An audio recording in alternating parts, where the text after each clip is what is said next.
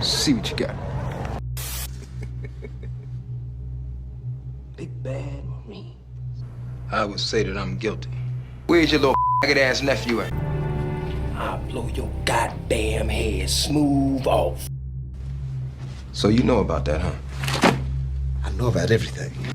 Why you paying Joe more than you paying me? I don't give what I said, nigga. I don't get out of bed for 2:30. Don't come through this so early next time, nigga. Clifton Powell appeared in more than 100 films of many genres going back to the 1980s. He's arguably one of the most underrated, but at the same time, highly skilled actors, period. See what you got. Clifton was born and raised in D.C. His mother passed away when he was just 4 years old, and his father battled with alcohol addiction. It was a tough start for him where he had to look after himself as early as 7. It may be common to the average kid growing up in the hood, but not common to those coming from the stable two-parent households. He grew up in Mayfair. The late 60s, early 70s was the era where Cliff was a teen. He was born in 1956. And for anyone who not too familiar with DC, the neighborhood where Clifton came up in, the Mayfair area is in the northeast section of the city and is very well known to everyone from these parts, specifically the apartment complex. Clifton's story could have easily ended with him or behind bars serving life, but luckily he had people who stepped up and looked out for him and kept him out of major trouble. My sister, God rest her soul, I spent the weekends at her house to get me out of the hood, you know, to kind of expose me to another, I would say another environment. You know, where I lived, you know, in Mayfair, Parkside area in DC, and people from DC know that area, it was pretty rough. When he was young, he was like a class clown in school, and originally he wanted to play football. He was able to get that chance at one of the finest schools outside of the city called DeMatha. Even though he only played 1 year, DeMatha was mainly white, and Clifton ended up spending a lot of time in detention, so he decided to leave and go to St. Anthony's, another Catholic school in the city. This was the moment where he saw his first play and jokingly talked about being in a play and acting out roles. But a teacher actually suggested that he dedicate himself to acting. So he then joined a workshop for careers in the arts. He wasn't very good at acting, and they actually wanted to put him out the program. But someone saw something in him, and he was allowed to stay. The workshop for careers in the arts program later became Duke Ellington, a performing arts school, where legends like Dave Chappelle, Johnny Gill, and even Ari Lennox went. After high school, Clifton went to Emerson College, where he studied drama. And he stayed in Boston after school and began networking and getting small roles before going to New York and landing on Broadway, doing improvs and stage readings, and the rest is history. But obviously the success didn't happen overnight. The grind never stopped, so the first official movie listed online that Cliff got a role in was called Kentucky Ride in 1981. And then he got another small role in 1984, a movie called Alphabet City. It's about a young Italian drug dealer in New York working for the mob. He was given control over a drug operation, but then ended up in a beef with the mafia family. And like I said, Clifton had a small role playing a character named Ramon. Stop. Rock steady. He was mainly in this one scene inside of this little smoky drug lab. This was the beginning of his professional career, but by the 90s, he would land more roles on classic movies like House Party in 1990, where he played Shireen's brother. He was working full-time at this point, and there were several TV shows being released in 1990 that he was on, like Tour of Duty, Cop Rock, and Equal Justice. And then, in 1992, he featured on The Martin Show. He had a scene playing the cop in the beginning of the movie Deep Cover, and all of these films and minor roles are important to note because it shows how much the average actor has to do before being recognized by mainstream producers and directors as someone with potential to take lead or take on more standout supporting roles. And that's even if you're lucky enough to be selected for these roles. A lot of doors had to shut for more to open, but once you in the door, the grind never stops.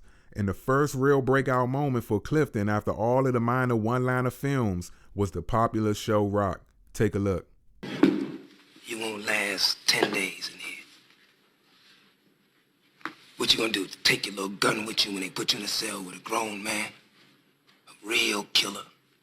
Somebody who's been in about 15 years already and is doing life and don't give a damn about nothing or nobody.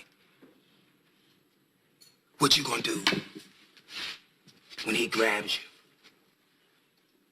Can you fight without that gun, you little punk? Hey, look, if you came for the meeting, it's over. Everybody left. Yeah, well, we are here for the meeting, parenthetically. So this show was first brought on TV in 1991 and it ran until 94. Clifton ended up becoming one of the recurring cast members, playing a drug dealer named Andre Thompson. The show had a lot of eyes on it, and Clifton himself stated that was the moment when things began to shift for him. People who knew him were seeing him on TV regularly, and the dynamic between Rock and him on screen was powerful. What you doing up in here, man? Can't be for a haircut. Hey, look, Andre, we gotta talk.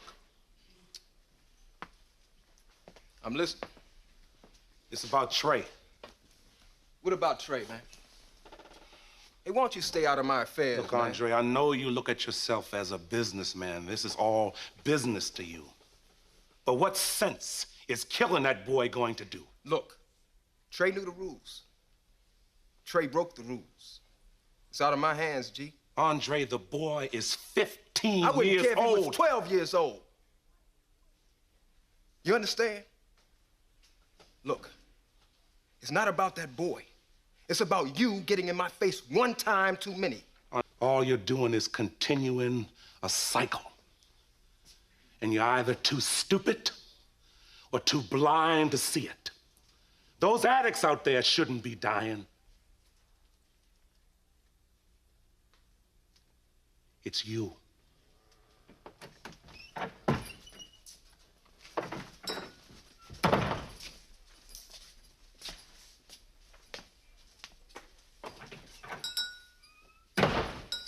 Rock was the hardworking man that had the support of the community, leaning on dealers in the neighborhood, and Andre, Clifton's character, was trying to operate in peace without interference from Rock. But the two of them would clash on screen. You've been making a lot of noise with this campaign thing, and it's bad for my business. Well, that's the idea, Andre. We want you and all your buddy drug dealers to get out of this neighborhood. Yeah. Well, as you can see, I'm not going anywhere. So I suggest you stop this little sideshow of yours and go back to collecting garbage. Andre couldn't bring himself to putting the murder game down when it came to Rock, and I believe it was because deep down he had a respect for Rock because he was 100% honest. Andre couldn't bribe him with money, and Rock had the people behind him. Wake your punk ass up for the 93 shot. 1993, one of the most classic hood films of all time. A movie that introduced me to MC8 and the classic song from the soundtrack, Wake Your Punk ass up. Menace to Society, directed by the Hughes brothers, showing the Los Angeles Crenshaw and Watts lifestyle, but still relatable to hoods worldwide. Clifton landed the role playing Chauncey. Be here tomorrow night about 10:30. Clifton stayed active playing a lot of villains, like Cuddy on Dead Presidents in 1995, just a couple years after Menace. Man, I remember when I was married, I used to love to bring home the groceries. Here's a fun fact. The movie Dead Presidents is partly based on the real-life experience of a man named Haywood T. Kirkland, who's from D.C., and one of the many black men who went to Vietnam during the war. This was covered in a book called The Oral History of the Vietnam War by Wallace Terry. Haywood described being a part of one of the biggest post office robberies in D.C. history, getting away with $300K before being captured in January of 1970. The 1970s in D.C. was like the golden age of robberies, with more reported robberies than any other time in D.C. history, including the crack era. Anyway, in the book, A Oral History of the Vietnam War, you could easily figure out the parts that inspired some of the movie Dead Presidents. The mentioning of the war, the pool hall, and the robbery, but in the movie they robbed an armored truck. So the character Cuddy, played by Clifton, was savage. Baby girl. Hey, Cuddy. Came by to see you a little earlier, but you went home. Oh, you know, I had class tonight after work, and then I stopped over by my mother. Oh yeah, I forgot it's Saturday. When Lorenz Tate baby mother told Cuddy to stop giving her money, and Cuddy said, Somebody's got to do it. right then and there, he was emasculating the man in a certain dominance. And look, this the funny part. Cuddy, I want you to meet Anthony.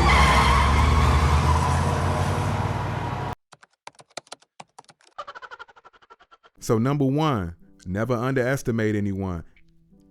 Even someone you think doesn't have heart. And especially don't underestimate a man that's been around the block a few times. He may be much older than you. Don't assume that mean weaker. We seen this thing played out before. So right here on the steps, check this out. You heard me, goddammit. I said stay the fuck away from my family. See, I ain't the enemy, young blood. I don't want no trouble.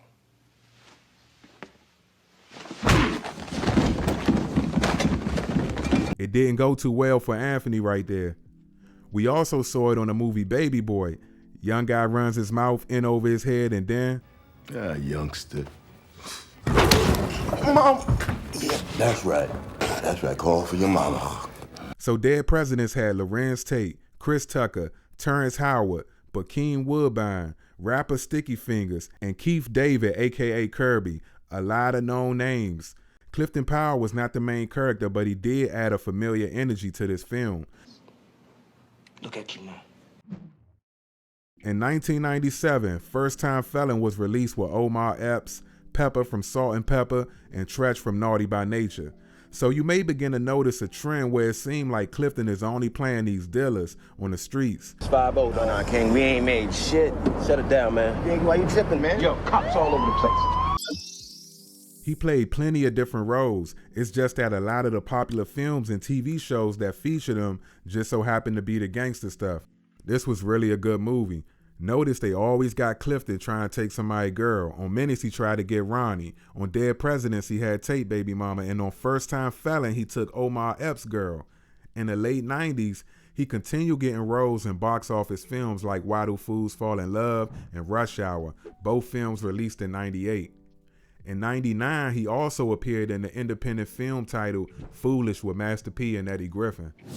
But in the year 2000, Clifton Powell was chosen to play a character that was not only different from any of his past roles, but it also showed that he could still perform at a high level outside the box they tried to put him in, still in the show with the character Pinky in Next Friday. Now what you done with Day-Day and Roach?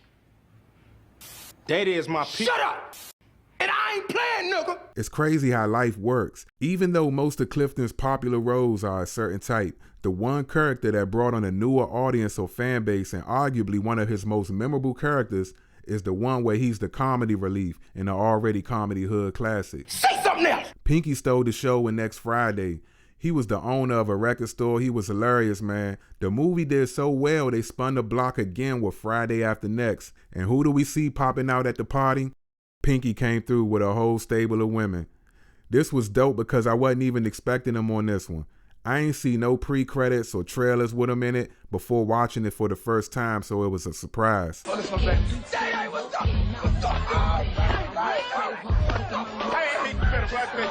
Prior to the third installment of Friday, he also did Lockdown, The Brothers, Bones with Snoop Dogg, and Civil Brand with Lisa Ray, The Brat, Mos Def, Tashina Arnold, MC Lyte, a lot of well-known names. Another film worth mentioning that was released in 2004 is Ray, based on the life of the legendary Ray Charles.